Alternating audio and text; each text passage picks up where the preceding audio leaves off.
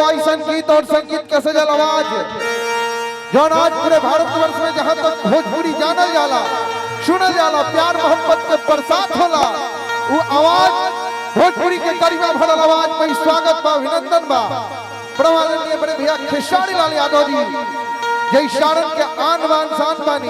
हम चाह आदरणीय बड़े भैया विकास सिंह वीरप्पन भैया मन तक आ जाए और आई आज अपना घर अपना परिवार अपनों के बीच में आदरणीय बड़े भैया खेसारी लाल यादव जी उपस्थित बानी। गरिमा भरी बात में कुछ गीत और संगीत के पंचम लहरावे खातिर इस शारद के बुलंदी के पार करे खातिर शारद की गरिमा खातिर हमें के बीच भोजपुरी के योद्धा भोजपुरी के एगो ऐसा गीत और संगीत के सजल आवाज जे के पूरे भारतवर्ष में नहीं पूरे विश्व तक जानल जाला। जहां तक भोजपुरी होला जहां तक भोजपुरी बाजेला भोजपुरी गीत संगीत होला वहां तक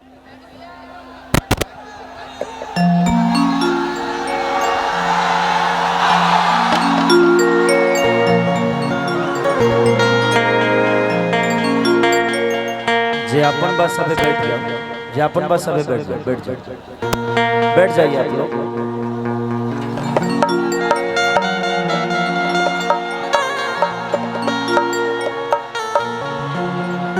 सबसे पहले हमारा तरफ से आज हमनी के साथ रहे वाला हमनी के हमेशा दाहिना हाथ बन के हमनी के हमेशा खड़ा होके वाला मोनू भाई और हमारे बड़े भैया विकास भैया और आज ये तिलक समारोह छोटे भाई के हमनी के ऐसी खती हम कोनो नया नहीं की और हमारे मुखिया जी राम कुमार सिंह जी सबके दिल से प्रणाम। बाबा बाबा हमारे पवन बाबा जी भी कलाकार बंधु बा सबके दिल से प्रणाम बा। ऐसे जे हमारा अपन घर बा मदारपुर में हम बहुत दिन रहल बानी।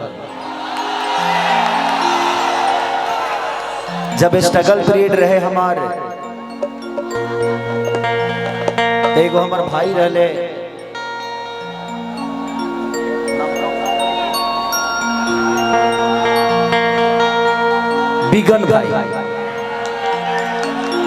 बिगन भाई मदारपुर के ही उनकर ऑर्केस्ट्रा रहे। मदारपुर के झंडा मेला में हमेशा हम अपन प्रचार करे खातिर आई। उनकर वाइफ रहली चांदनी जे कि बहुत हमरा के बहुत प्यार करस बहुत हमार मदद भी कैले वालो। बिगन भाई बहुत मदद कैले हमार वो पीरियड में ते धरती से काफी लगाव बा हमके। और मोनू भाई हमनी के एगो दाहिना हाथ की तरह हमेशा हमनी के सेवा में 24 घंटा एगो भाई की तरह खड़ा रहे। और खास करके हम मुंबई से तिलक खाते ही आए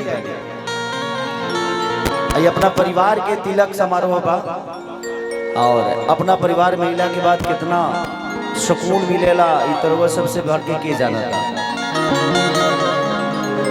हमरा तो बुझाते नहीं कि यूट्यूब वाला भाई के हम पब्लिक के हम सभे मोबाइले ले ले मर्दे।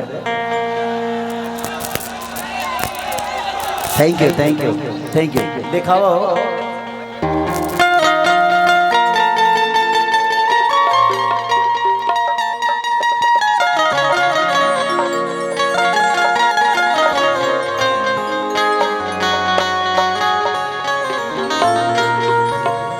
इधर से लोगन के बैठा दीजिए क्योंकि इधर भी लोग हैं ना तो उनको देखने में दिक्कत होगा। बैठा दीजिए सभी अपने बा क्योंकि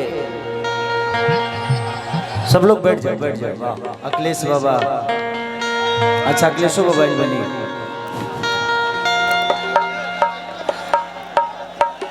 बैठे के बस सुते के नहीं खे।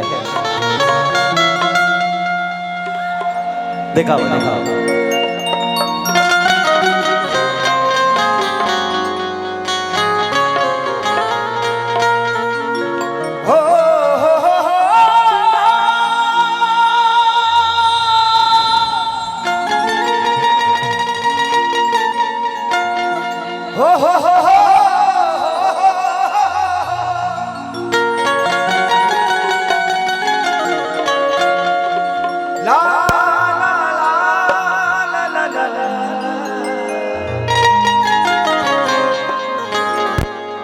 ला ला ला ला ला ला।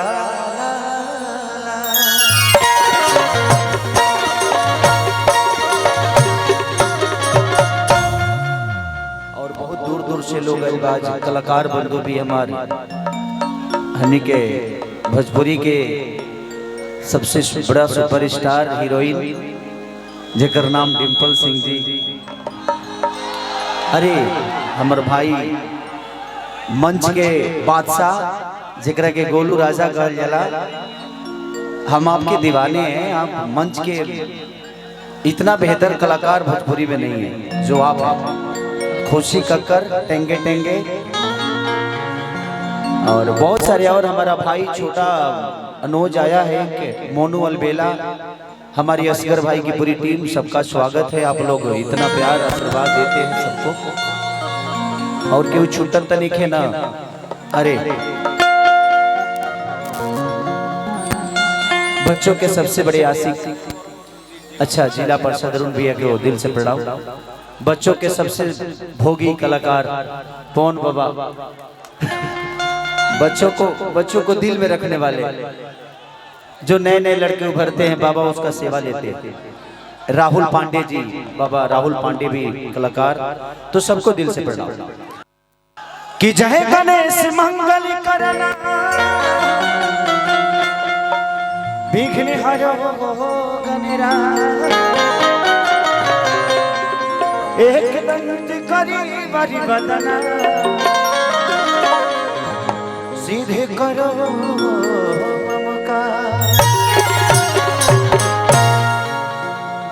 माँ के ज्योति से नूर मिलता, सभी के दिलों को सरूर मिलता है।